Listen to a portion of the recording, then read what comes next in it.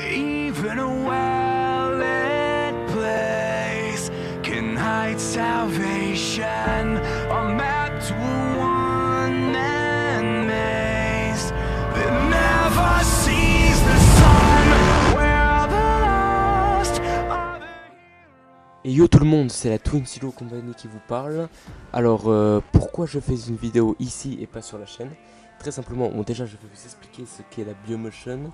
Donc la Biomotion c'est une chaîne YouTube, c'est aussi un groupe mais c'est plus compliqué.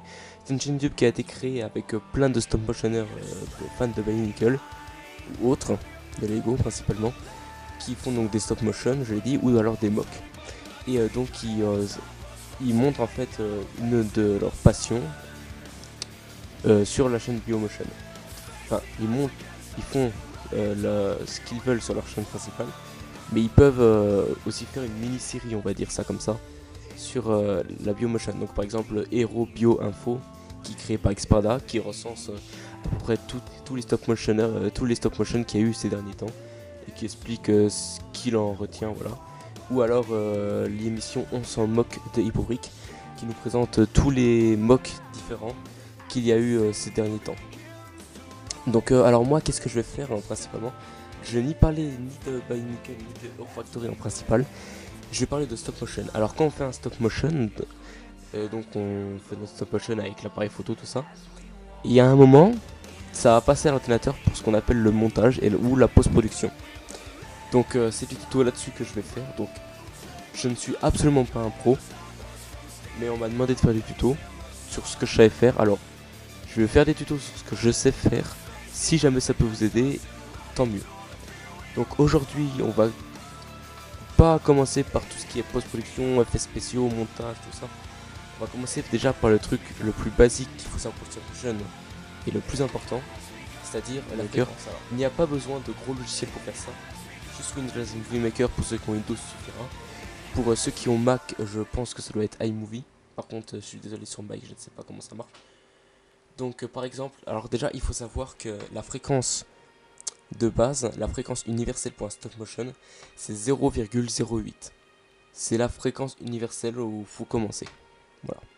À partir de 0,08, c'est considéré comme un vrai stop motion. Après, c'est pas le meilleur stop motion de qualité. Nous par exemple, nous sommes à la fréquence on est juste à la fréquence 0,07. Mais on peut changer de fréquence, par exemple passer de 0,05 à 0,04. Par exemple quand il n'y a plus d'action ou quand il faut faire un mouvement plus brusque, voilà.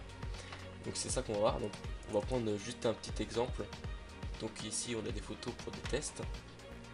Alors déjà, une chose, on va commencer par la première chose. Donc première partie, la taille des photos, ce qui se passe sur l'appareil photo, tout ça pendant le stop motion. Deuxième partie, les fréquences. Alors là on va prendre un stop motion au hasard fait avec donc le premier membre de la TSC qui est donc le réalisateur qui fait tout le stop motion. Donc par exemple ici on a des simples photos en 0,07. Voilà, donc même pas 0,01 seconde. Voilà. Alors là, ce que vous pouvez remarquer, c'est qu'ici déjà la photo elle est en 4 tiers. Donc ça veut dire que en fait il y a le format 4 tiers et le format 16 neuvième et il y a le format cinéma. Sauf que le format cinéma, à part si vous avez 3000 ou 2000 euros à mettre sur un appareil photo ou une caméra, ça va être assez dur. Donc le format 4 tiers, ça veut dire 4 cm sur 3 cm en fait. C'est-à-dire que c'est un rectangle, enfin ça se rapproche plus du carré, mais c'est un rectangle. Et donc voilà, donc il y aura des bandes noires sur les côtés. Alors que le format 16 neuvième, c'est un écran plus large, de meilleure qualité. Donc ce qu'on appelle aujourd'hui la 1080p ou la HD, c'est le 16 neuvième. Et donc ça se passe, donc voilà, donc vous voyez la différence avec les bandes noires sur le côté. Et on peut, donc là il n'y a aucune bande sur le côté, là c'est juste parce que c'est la configuration Windows qui est comme ça. Et par contre on peut rajouter des bandes au-dessus, qui font donc un effet cinéma. Voilà. Donc on va commencer par importer les photos de ce stop motion là.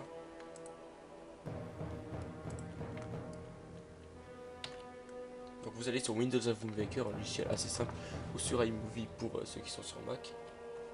Voilà, donc je mets toutes mes photos.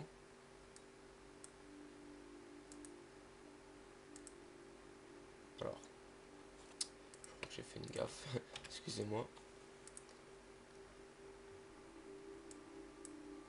Voilà. Donc là, si on essaye de visionner notre stop motion, c'est extrêmement lent. C'est-à-dire que ici, on a toutes nos photos. Et ça dure quand même 2 minutes 27. Hein, c'est-à-dire que voilà, c'est extrêmement lent. Donc c'est pour ça qu'on va aller sélectionner toutes les photos. Et donc imposer notre fréquence. Alors en fréquence, ici c'est 7 secondes par photo. Alors la durée universelle c'est 0,08. Voilà. Donc vous voyez, c'est largement suffisant. Enfin, c'est largement suffisant. C'est déjà très bien d'y arriver. Donc ici, on n'a pas fait attention aux variations de lumière. On verra ça plus tard.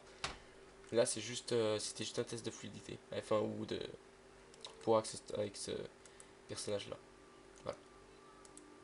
Et en 0,07, c'est plus rapide. Enfin, vous voyez que... C'est-à-dire que la photo va durer 0,07 secondes sur l'image. Vous voyez que si je mets en 0,08, le stop motion durera 1 seconde et 66, 1,66 secondes, excusez-moi. Alors que si je mets en 0,07, il va durer 1,67 secondes. Alors ça m'étonne. Ah oui, voilà. J'ai trompé, il faut que je sélectionne toutes les photos. Excusez-moi. 0,7. Voilà, là ça va durer 1,47 secondes. Alors là on s'en rend peut-être pas compte, mais c'est beaucoup plus fluide.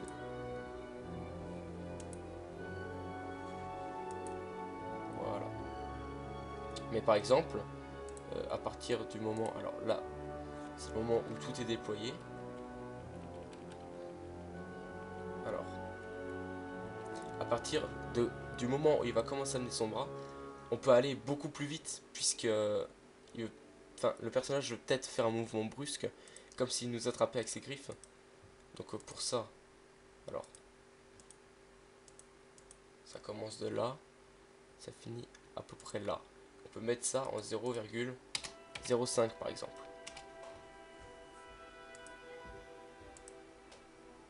Donc vous voyez, là, le mouvement, il nous paraît plus vite et il est beaucoup plus brusque. Et pareil ici en fait. Donc ça veut dire qu'on pourrait commencer d'ici jusqu'ici, puisque le stop motion veut qu'à la fin il lève son épée d'un mouvement brusque. Donc ça ferait que déjà le stop motion d'une 1 seconde,19. Vous voyez que c'est beaucoup plus rapide et brusque. Et si vous voulez encore plus rapide, vous pouvez mettre en... Ah mince. Alors hop, je sélectionne.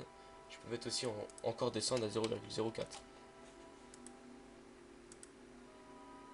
Voilà. Donc ça c'était déjà le stop motion. Alors nous on a commencé avec la fréquence 0,010 à 0,1. C'est déjà très bien pour commencer. Si vous y arrivez, c'est très bien. Nous on était assez fiers de ça. Et tout s'apprend. On commence tous par là. Puis c'est très bien, 0,10. Alors là on a l'impression que c'est beaucoup moins fluide et tout. Effectivement, mais c'est déjà un très bon début. Voilà. Donc ça c'était par rapport au stop motion. Ensuite, en prenant par exemple une image comme ça en 16/9, va falloir déjà, alors si je sélectionne tout, j'ai fermé Windows Maker, je suis intelligent moi, super.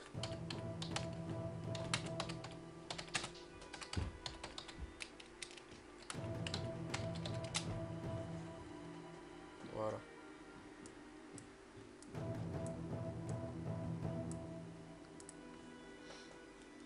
Alors ça, c'était la fréquence 0,07. Voilà.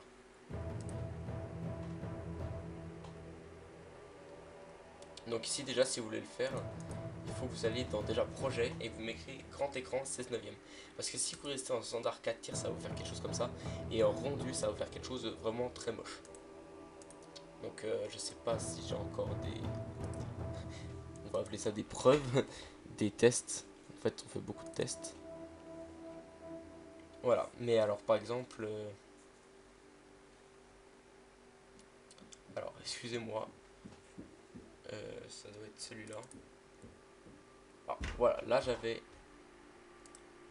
là on avait configuré en 16/9, donc ça veut dire que ça prend tout l'écran et c'est parfait. Donc là vous voyez qu'on a fait ça devant un fond vert qui est pas super bien géré, on l'avoue. On a fait ça vite fait comme ça. Voilà. Donc après vous avez juste à faire votre stop motion comme ça, à faire un plan où est-ce que vous voulez mettre plus vite, tout ça, où est-ce qu'il y aura plus d'action.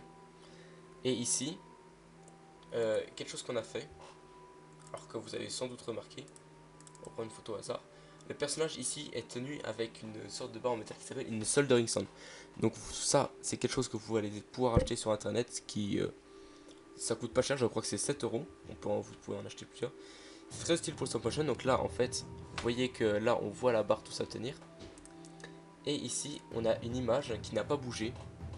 Et donc, en fait, cette image-là, eh bien, en fait, au niveau de la post-production, donc ça, on verra ça dans un autre épisode, on va remplacer la barre de métal par ce fond-là. Et ça va faire comme si le personnage volait.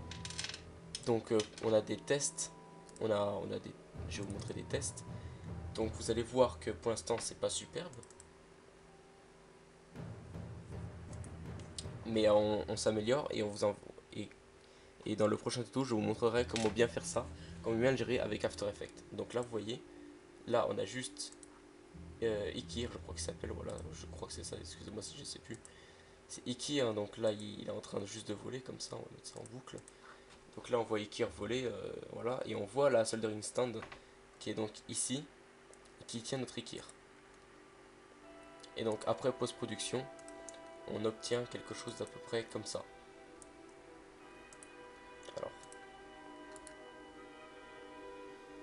je vais l'ouvrir avec Affinity, voilà, ça va être beaucoup plus simple. Voilà. Donc, dans la prochaine partie, on verra ça. Donc voilà. Je pense que ça peut être très utile et puis j'espère que ça vous en apportera plus. Donc si l'idée de l'émission vous plaît, n'hésitez pas à me le faire remarquer. N'hésitez pas à me donner plein d'autres sujets. À la prochaine fois. Et merci de votre attention.